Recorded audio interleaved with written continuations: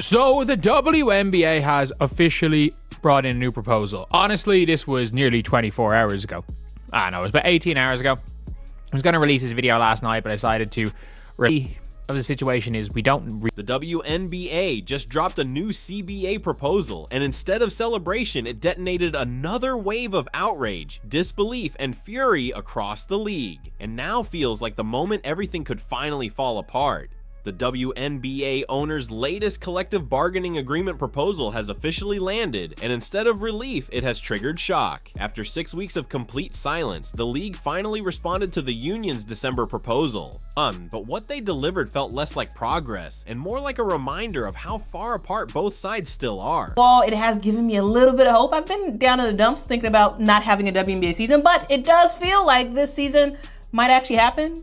And maybe even on time? No. When the proposal finally arrived late Friday night, it carried cautious hope. But as details emerged, that hope quickly began to unravel. Sources close to negotiations revealed that the league made only marginal changes to its proposed revenue sharing model. The updated offer still fails to reach even 15% of total league revenue, on a number that players see as dramatically disconnected from the league's financial growth, cultural relevance, and massive recent media deals. For many players, this felt like another dismissal of their value, especially as the WNBA's visibility and popularity have surged to unprecedented levels. The salary cap increase from $5 million to $5.65 million sounded significant on paper, but inside locker rooms, the reaction was far from enthusiastic.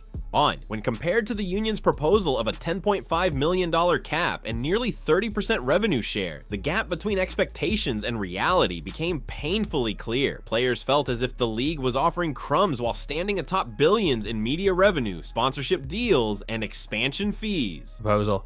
The reality is, it says here it wasn't immediately known what it would offer, and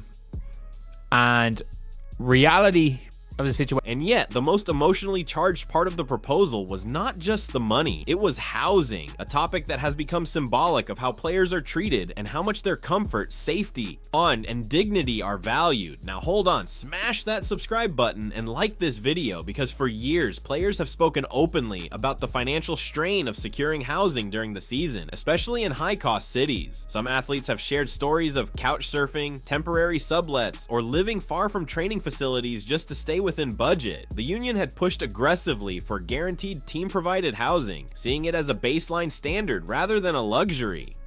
In response, the league proposed limited housing benefits, but only for specific categories of players, and only for a limited time. Developmental roster players would receive studio apartments, while players earning the minimum salary and those with 0 years of service would qualify for one-bedroom units, but only for the first 3 years of the proposed agreement. After 2029, that benefit disappears. Even more alarming, any player earning above the minimum salary becomes instantly ineligible for housing, even if their salary barely exceeds that threshold. To many players, this felt less like a concession and more like a calculated compromise designed to appear generous while minimizing real cost. In private discussions, athletes reportedly questioned why professional players in a rapidly growing league were still fighting for housing guarantees that exist in other major sports as a basic expectation. This frustration only deepened when compared with the league's refusal to significantly improve revenue sharing. While the league pointed to non-economic concessions like the elimination of marijuana testing, increased performance bonuses, and a pregnant player trade consent clause, many players viewed these as overdue changes rather than meaningful trade-offs for long-term financial security. For many, these negotiations are about dignity, stability, and long-term security, not just paychecks. The league's offer included modest retirement contributions and recognition payments for retirees, but those measures also sparked controversy. The recognition payment, set at $3,000 per year of service for players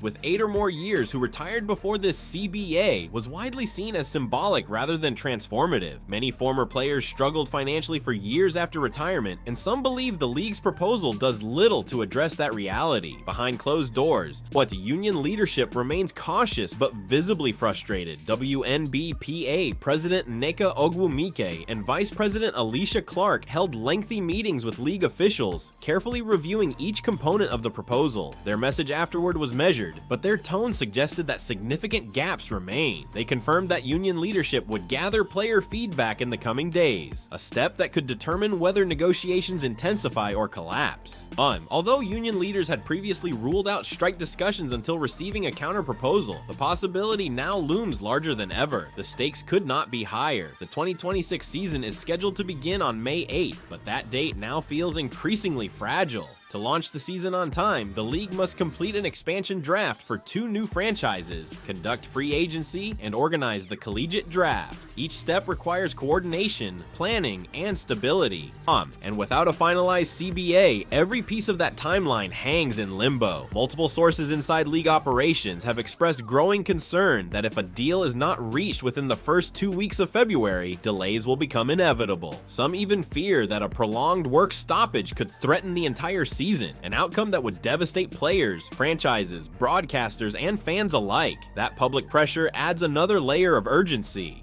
And the WNBA's resurgence has been fueled not only by elite talent, but also by emotional fan investment. Viewers have rallied behind players, celebrated their stories, and embraced the league as a symbol of progress and empowerment. A labor standoff threatens to fracture that momentum. Players themselves remain caught between hope and exhaustion. Many desperately want to play, compete, and continue building the league they love. But they also recognize that this moment represents a rare opportunity to secure lasting change. Some players have privately expressed concern that the league's strategy revolves around delaying meaningful reform until economic pressure forces athletes to accept smaller gains. With expansion fees, media deals, and sponsorship revenue flowing in, players question why their compensation still lags behind the league's growth curve. This tension has sparked difficult conversations about power, leverage, and unity. Union leadership is working tirelessly to keep players aligned, knowing that even minor fractures could weaken their negotiating position. Meanwhile, league executives must balance financial caution with the risk of alienating the very athletes who fuel their product. The housing proposal in particular has become a flashpoint. Players argue that professional athletes should never worry about where they will sleep during a season. For many, housing security represents dignity, stability, and peace of mind. The idea that such benefits would expire after 3 years feels especially cruel to those who fought hardest for them. The limited scope of the league's housing offer has also raised concerns about equity. Veterans earning slightly above the minimum salary would receive no housing support, despite often carrying heavy financial responsibilities, including family support, off-season training costs, and relocation expenses. And as players digest the details, frustration continues to build. Beyond financial matters, broader issues remain unresolved. Facility standards, team staffing, travel conditions, and medical care have all been flagged as urgent priorities. Players argue that true investment means creating environments that support health, performance, and career longevity. Without such improvements, increased salaries alone cannot solve deeper systemic problems. The league's leadership faces a delicate balancing act. On one side, they must satisfy ownership groups focused on cost control and long-term sustainability. On the other, they must respond to an increasingly empowered player base unwilling to accept outdated standards. The arrival of new franchises and major broadcast partnerships has raised expectations across the board. Players now see undeniable proof that their labor generates immense value.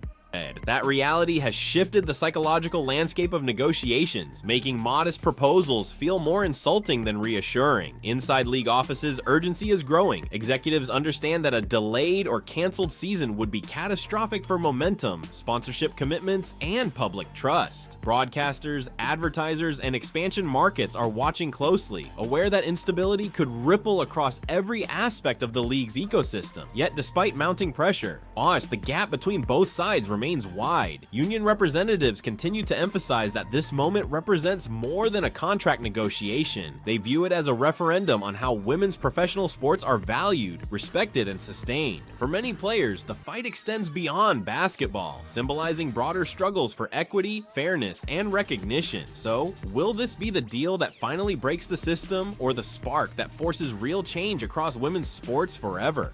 And let us know your views in the comments below.